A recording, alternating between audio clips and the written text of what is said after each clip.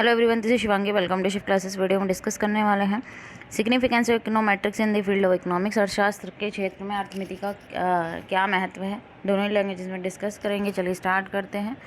तो इकोनॉमिक्स की बात करें कि इकोनॉमिक्स में हम क्या स्टडी करते हैं, रिसोर्स एलोकेशन, जो हमारे रिसोर्सेज हैं उनका कैसे बंटवारा करना है, ठीक है, उनका आवंटन कैसे करना है, उनका डिस्ट्रीब्यूशन कैसे करना है, कंजम्पशन और क्या कैपिटल और इन्वेस्टमेंट और management of the factor of production. While econometrics is the branch of economics that applies statistical method to empirical study of economic theory and relationship. अर्थशास्त्र में हम लोग क्या पढ़ते हैं कि जो हमारे रिसोर्सेज हैं, ठीक है, उनका आवंटन, वितरण और उपभोग, पूंजी और निवेश का, ठीक है भाई, किस किस का, रिसोर्सेज का, पूंजी और निवेश का, और जो उत्पादक के कारक का प्रबंधन है। और उसकी जगह हम जो इकोनोमेट्रिक्स है, अर्थमिति है जो हमारी, उसमें हम क्या पढ़ते हैं कि जो हमारे स्टैटिस्टिकल मेथड्स हैं, ठीक है, हमारे जो सांख्यिकी तरीके हैं, उनका हम किस तरीके से जो है इस्तेमाल करते हैं, उनको कैसे हम अप्लाई करते हैं, जो हमारी इकोनॉमिक थ्योरी और रिलेशनशिप है उनको स्टडी करने के लिए। जैसे लॉ ऑफ डिमांड है, मांग का नियम है, ठीक है, वो हमारी क्या है, थ्योरी है। तो उससे हमें कैसे पता लगा कि भाई हमने थ्योरी में भाई हमारे स्टैटिस्टिकल मेथड का इस्तेमाल करा के हमें पता लगा कि प्राइस के बढ़ने से डिमांड घट रही है और प्राइस के घटने से डिमांड बढ़ रही है, ठीक है। तो ये इकोनोमेट्रिक्स है कि हमें पता लगा कि भाई अच्छा, तो हमें थ्योरी जो है यहाँ पे डेवलप हुई, ठीक है, जो इकोनॉमिक थ्योरी है, और हमें रिलेशनशिप पता लगा यहाँ पे मेथड यूज़ करने से, अच्छा, कि यहाँ पे प्राइस और डिमांड में कैसे रिलेशन है, नेगेटिव। इकोनॉमिक थ्योरी जो है जो स्टेटमेंट होती है वो क्वालिटेटिव होती है नेचर में। दूसरी तरफ इकोनोमेट्रिक्स जो होती है कंपोजिशन होता है, क्योंकि आपने देखा है इकोनोमेट्रिक्स में मैथमेटिकल इकोनॉमिक्स होती है, कंपोजिशन होता है मैथमेटिकल। हम इकोनॉमिक थ्योरी पढ़ते हैं तो वहाँ सिर्फ थ्योरी क्वालिटेटिव हम पढ़ेंगे।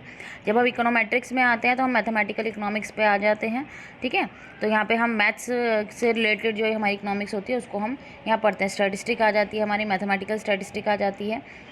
जैसे एग्जांपल है लॉ ऑफ डिमांड, ठीक है। लॉ ऑफ डिमांड क्या कहता है कि rise in price of a commodity expected to decrease the quantity of demand of that commodity, कि जैसे एक प्राइस बढ़ेगा कमोडिटी का, उसकी जो क्वांटिटी डिमांडेड है वो डिक्रीज हो जाएगी, ठीक है। और बाकी इसका जो है उल्टा होगा कि अगर प्राइस क्या हो रहा है, डिक्रीज हो रहा है, तो डिमांड क्या हो जाएगी, इंक्रीज हो जाएगी। तो यहाँ पे जो इकोनॉमिक थ्योरी ने प्रेडिक्ट करा एक नेगेटिव और inverse relationship between price and quantity of demanded. तो लॉ ऑफ डिमांड हमें कोई प्रोवाइड नहीं करा कोई न्यूमेरिकल मीजर, ठीक है, दो वेरिएबल्स के बीच में। दो वेरिएबल्स क्या, प्राइस और क्वांटिटी। ये हमें फेल हो रहा है आंसर देने में कि कितनी क्वांटिटी गिरने से कितना जो है प्राइस अप और डाउन हो रहा है, ठीक है, कि भाई कितने प्राइस के ऊपर नीचे जाने से कितनी क्वांटिटी जो है ऊपर नीचे हो रही है। तो इकोनोमेट्रिक जो है वो हमें प्रोवाइड करता है कंटेंट ये इकोनॉमिक थ्योरीज़ के लिए, कि वो रियल एप्लीकेशन को जो इकोनॉमिक्स की अप्लाई करता है वर्ल्ड में, इंक्लूड भाई फोरकास्टिंग करना वेरियस जो क्रूशियल इकोनॉमिक वेरिएबल है, भाई क्या इफेक्ट पड़ रहा है भाई वर्ल्ड में। भाई हमें किसी ने ये तो बता दिया, हमने बुक्स में पढ़ लिया, अच्छा लॉ ऑफ डिमांड ये कहता है प्राइस बढ़ने से जो है डिमांड जो है कम होती है और घटने से बढ़ती है, लेकिन हमें उसको रियल वर्ल्ड में हमें अप्लाई करने में कौन हेल्प करता है, इकोनोमेट्रिक्स से हम देखेंगे अपने आसपास में हम जब जा रहे हैं। अच्छा, हमने देखा कि भाई प्राइस के बढ़ने से, हमने खुद देखा कि भाई प्राइस के बढ़ने से क्या हो रहा है, डिमांड क्या हो रही है, कम हो रही है। तो जो हमें बात करें कि जो इकोनोमेट्रिक्स है वो हमें इस चीज़ में इसको जो हमारी इकोनॉमिक थ्योरी है उनको अप्लाई करने में, रियल वर्ल्ड में अप्लाई करने में हमें हमारी क्या करता है, मदद करता है। तो जो रोल है इकोनॉमिस्ट का वो एक ग्रेट सिग्निफिकेंस है इकोनॉमी के लिए, जो हमें समझने में मदद करता है कि कैसे जो वेरिएबल बिहेव करते हैं एक पीरियड ऑफ टाइम के बाद, और कैसे कौन से वेरिएबल एक दूसरे से कनेक्टेड है, ठीक है। इकोनॉमिस्ट ने ही तो बताया होगा हमें कि भाई प्राइस और डिमांड में कैसे रिलेशन है, प्राइस और सप्लाई में कैसे रिलेशन है। तो इकोनॉमिस्ट ज़रूरी है असेस करने के लिए जो इम्पैक्ट है प्राइस का इंक्रीज़ होना किसकी, क्वांटिटी डिमांडेड पे।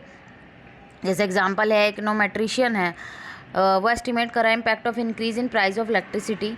उसने देखा कि इलेक्ट्रिसिटी का प्राइस बढ़ने से क्या इम्पैक्ट पड़ रहा है। इलेक्ट्रिसिटी बोर्ड में इंक्रीज़ इन प्राइस अकॉर्डिंगली ठीक है, अपने अकॉर्डिंग जो है प्राइस वो इंक्रीज़ कर रहे हैं, तो इकोनोमेट्रिक्स मेथड का यूज़ किया जाएगा। जो वैल्यू होगी पैरामीटर की वो देखा जाएगा यहाँ पे। एसेंशली जो कोफिशिएंट होंगे वो मैथमेटिकल फॉर्म में यहाँ पे मतलब जो रिलेशनशिप दिखाया जाएगा कि अच्छा इलेक्ट्रिसिटी के प्राइस बढ़ गए तो वो इकोनोमेट्रिक जो इकोनोमेट्रिशियन होगा वो इसको किस फॉर्म में दिखाएगा, मैथमेटिकल फॉर्म में दिखाएगा। फिर वो हमें रिलेशनशिप दिखाएगा कि इलेक्ट्रिसिटी की डिमांड प्राइस बढ़ने से तो उसकी डिमांड पे क्या इफेक्ट पड़ा है, ठीक है, या उसका यूसेज पे क्या इफेक्ट पड़ा है। ठीक है भाई, इलेक्ट्रिक की डिमांड तो बिना इलेक्ट्रिसिटी के तो कोई रह नहीं सकता, तो प्राइस बढ़ने से लोगों ने उसकी यूसेज कम की है। ठीक है, कि लोग जो है पहले जो है वेस्टेज कर रहे थे इलेक्ट्रिसिटी की, क्या अब उन्होंने यूसेज कम की है, क्योंकि प्राइस बढ़ने से हम क्या कर देंगे, इलेक्ट्रिसिटी का यूसेज कम कर देंगे। ठीक है, तो यहाँ पे हमारा जो ये टॉपिक है वो खत्म होता है। नेक्स्ट वीडियो में हम स्टैटिस्टिकल इन्फ्रेंस पढ़ेंगे। आई होप आपको ये क्लियर हो गया होगा। अगर वीडियो अच्छी लगी तो like it, share and subscribe my channel. Thank you.